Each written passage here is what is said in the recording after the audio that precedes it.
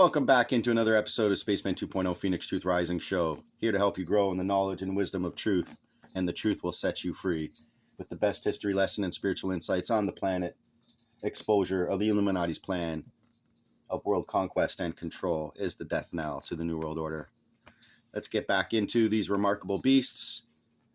And this will be a double header for this beautiful Sunday, 2025-07-27. 2025 equals a 9. 2 and 7 equals a 9. So it's a 979 day, which equals 25. Back to the 25th, which is a 7. And 7 is God's number and how he creates. So with that being said, may you have a graceful 7th day. Hopefully get some rest. Do something that you like to do. So let's get back into these remarkable beasts in Daniel's vision. For this we go to the 7th chapter of Daniel, Bible, and here now is where we start getting into these remarkable beasts. Daniel saw this vision himself. He said 4 great beasts came up from the sea, diverse from one another. As you know, the sea, as used in the Bible, can also mean symbolically the people in the great mass, non-Israel people. So out of the great mass of non-Israel people, the Gentile empires in the true sense, you have 4 great beasts, different from one another. The first beast was like a lion and had eagle's wings. Daniel 7 verse 4 says, I beheld till the wings thereof were plucked, and it was lifted up from the earth, and made to stand upon its feet like a man, and the man's heart was given to it. The word man in this particular sentence is the Chaldean word enash, which is derived from the same root as your Hebrew word enosh, which distinguishes the non-Adamic people from the Adamic. Remember, Abraham was raised in the land of Ur and the Chaldean, and he was a Chaldean magician. So where did the Hebrew language really come from in that sense? If not Sumeria, Mesopotamia, stealing all their teachings from the Enuma Elish, and then calling it their own. I don't know. This is something that be investigated. So, the word man in this particular sentence is the Chaldean word enash, which is derived from the same root as your Hebrew word enosh, which distinguishes the non-Adamic people from the Adamic. HATONN. This is equally as confusing, and yet, readers, as I utilize a person's material, I am caused to use his language and interpretation, lest all you readers consider me and our work to represent something it doesn't. I cannot interpret to explain every disagreement, for it is, I cannot interrupt to explain every disagreement, for it is the concept which is in point herein, not the specific wording. I, for instance, would never refer personally to any type of description on my own as Adamic versus non-Adamic. It is a widely used description, incorrect, but you ones demand man presented truth, or you denounce my presentation. Exactly. I have explained these points earlier in other writings, so I cannot take time to pick this presentation to pieces. I want you to get the picture and concept so that you can understand the mark of this beast, not who calls themselves Israelites, Zionists, and or Jews versus Gentiles. That is an important point that we have clarified in great detail for almost 3 years. You will have to go do your homework, please. And again, if you'd like a Phoenix Journal sent out to you, scroll down below and see how one could be sent out to you today. The author explains, so wherever the Adamic peoples are mentioned, the Hebrew word Adam is used. There is also the word Ish, which means simply a male person of any race, and is used sometimes referring to Adamic people. Just to clarify, Ish can mean people of. So British, Barit, means covenant. Benai Barit, right? Barit means covenant, and Ish means people of the covenant. So can the British people be the lost 10 tribes of Israel to a certain degree? But wherever the word Enosh is used, okay, let me go back here. There is also the word Ish, which means simply a male person of any race, and is used sometimes referring to Adamic people. But wherever the word Enosh is used, it is speaking of non-Israel people, and it is speaking generally in a rather derogatory sense. By mentioning this Chaldean word Enash, you remember that the book of Daniel is written partly in Hebrew and partly in Aramaic.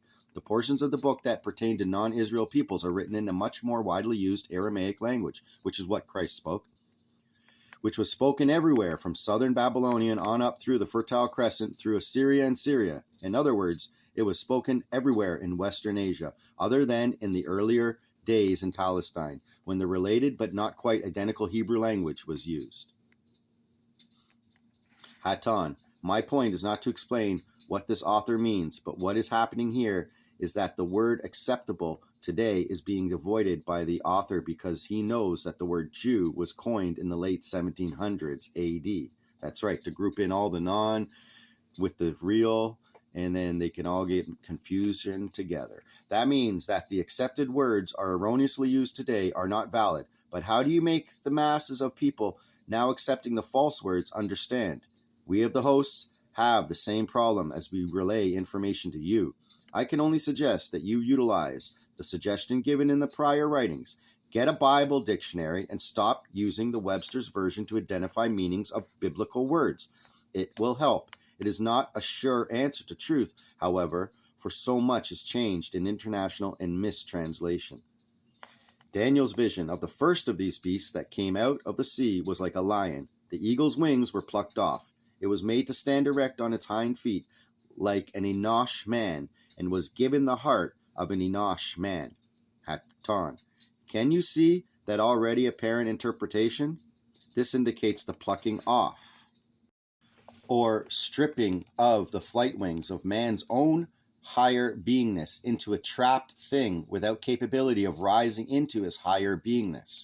Right there you have the truth about the coming of man to your planet as he became separated from his God-given capabilities of experience. We call ourselves the bird tribes, for we are your brothers who still have the knowledge of capability of flight by whatever label you call it. And behold, another beast, a second like to a bear, HATONN, important.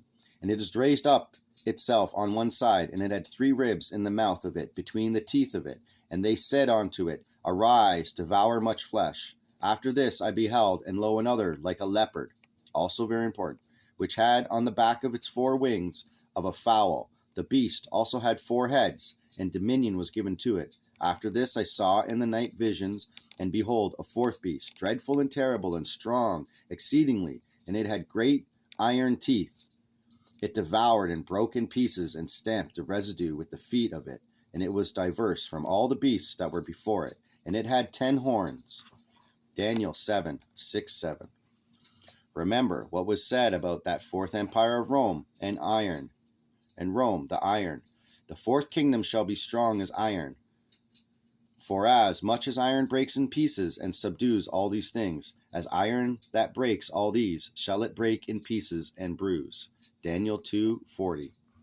Here again this beast had iron teeth, was terribly strong. It devoured and broke in pieces and stamped upon the residue with the feet of it, and it was diverse from all the beasts that were before it. So here again is a vision of the same succession of empires, and again in making clear that this was Rome, by similarity of certain identifying features and the symbolism of it. Then the angel explained to Daniel the meaning of this vision. He said, These great beasts, which are 4 kings which shall arise out of the earth. Daniel said, Then I would know the truth of the 4th beast, which was diverse from all the others, exceedingly dreadful, whose teeth were of iron, and his nails of brass, which devoured and broke in pieces and stamped the residue with his feet. Daniel 7:19. So the angel explains it. Thus he said, The 4th beast shall be the 4th kingdom upon the earth, which shall be diverse from all kingdoms, and shall devour the whole earth, and shall tread it down and break it in pieces. And sounds like communism. And the 10 horns out of this kingdom are 10 kings that shall arise, and another shall arise after them, and he shall be diverse from the first, and shall subdue 3 kings.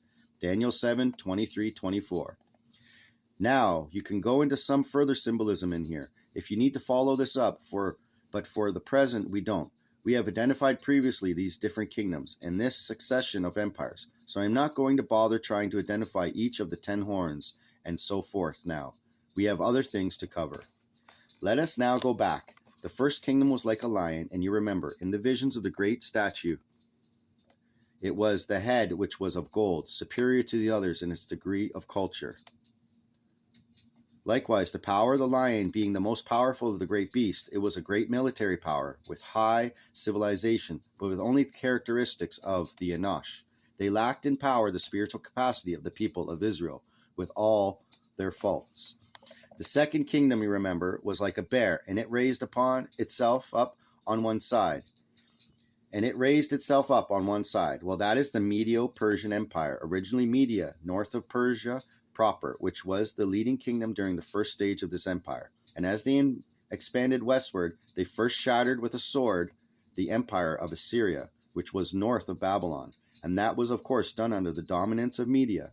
Then Persia gained the dominance, so it raised itself up on one side. In other words, Media and Persia were not equal. They were the unequaled power of two kingdoms in one. It also says there were 3 ribs in its mouth. It conquered and absorbed 3 great empires, Assyria, Babylon, and Egypt. For identification here is unmistakable, HATONN. It also proves the identity of the Khazars, as we have given you over and over again. The third empire, the third beast that came up out of the sea of these Enosh peoples,